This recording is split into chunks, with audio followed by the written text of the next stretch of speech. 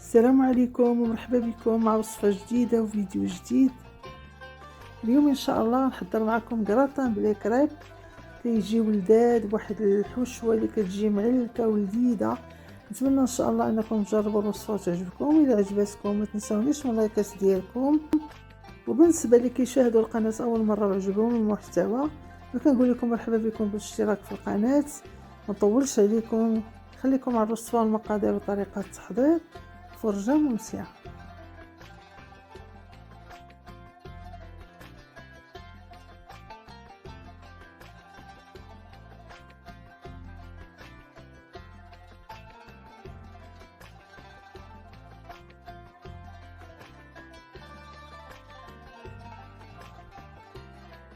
نبداو ان شاء الله بالعجينه ديال الكريب اللي غنحتاجو ليها 2 حبات ديال البيض،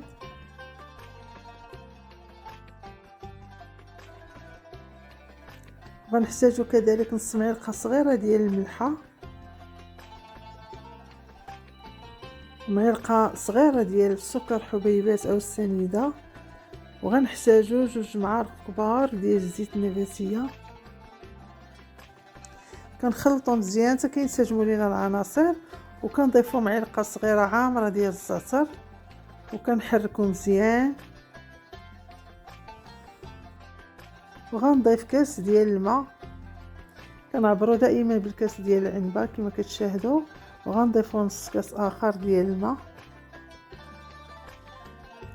وكنضيفو ليهم 2 كيسان ديال الدقيق الابيض، وغنخلطو مزيان.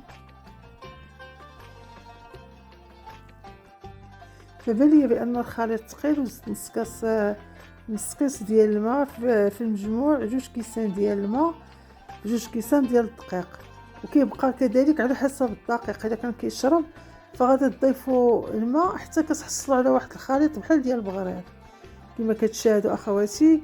وغير كنكملوا الخليط كنبداو نطيبوا، فكناخذوا مقله اللي ما كتلصقش، وكنوضعوا فيها واحد كميه ديال العجين كما كتشاهدوا. وبالنسبه للقطع ديال الكريب ديالنا اللي طيبناها كنحطوها جانبا وكنغطيوها، ضروري نغطيوها باش ما كديرش هذيك القشره من الفوق. فكملت الكريب ديالي كما كتشاهدوا. دزنا هنايا باش نحضروا الحشوه، خديت مقله درت فيها خليط بين زيت الزيتون وزيت النباتيه، وضفت ليها البورو كما كتشاهدوا، اولا تضيفوا البصله العاديه اللي مقطعه قطع صغيره، ضفت ليها خيزو محكوك في الجهه الغليظه، وضفت ليها كذلك حبه الفلفله مقطعه قطع صغيره، شحرتهم مزيان.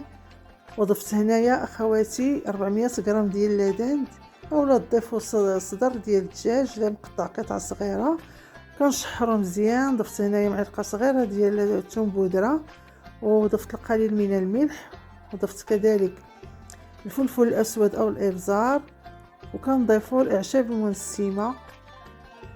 ما توفرتوش على الاعشاب المنسمه فما ديروهاش، لان الزعتر درناه في العجين، فاذا ما درتوش الزعتر في العجين كتضيفوه بلاصه الاعشاب المنسمه، كتضيفوا الزعتر.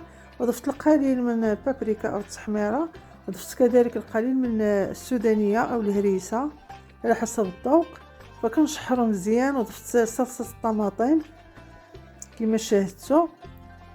فبعد ما كنضيفوا صلصه الطماطم ضفت لها 5 ديال الحبات او 4 ديال الحبات ديال الجبن المثلث. كنحركو مزيان حتى كيذوب لينا داك الجبن.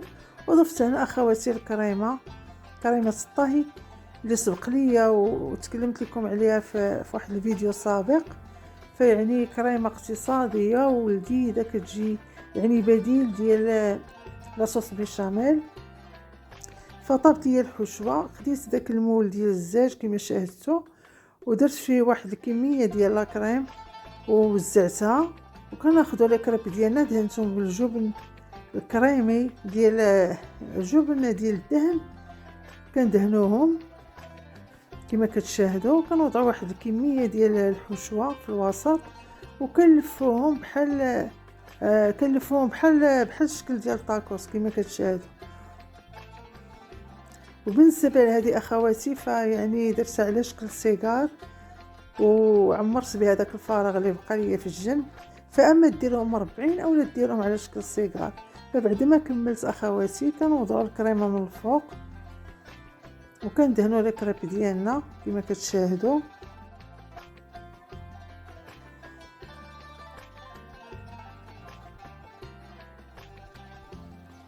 فبعد ما دهنا الكريب ديالنا بلا كريم كناخذوا الجبن المبشور كما كتشاهدوا اخواتي.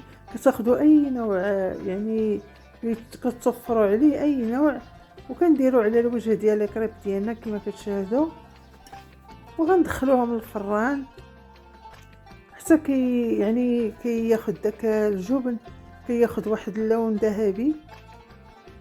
تقريبا كنخليهم تقريبا 20 دقيقه في الفران كيكون سخون حتى كيتحمروا كياخذوا داك اللون الذهبي. كنخرجوهم كما كتشاهدوا اخواتي. فكيجي هذا الكراتان كيجي لذيذ والحشوه كتجي معلكه. نتمنى اخواتي انكم تجربوا الوصفه وتعجبكم. وإلا عجباتكم ما تنسونيش من اللايكات ديالكم. وفي الاخير كنقول لكم شكرا على الدعم ديالكم، شكرا على التشجيع ديالكم، شكرا على المشاهده. والى فيديو قادم ان شاء الله. دمتم في رعايه الله والسلام عليكم ورحمه الله تعالى وبركاته.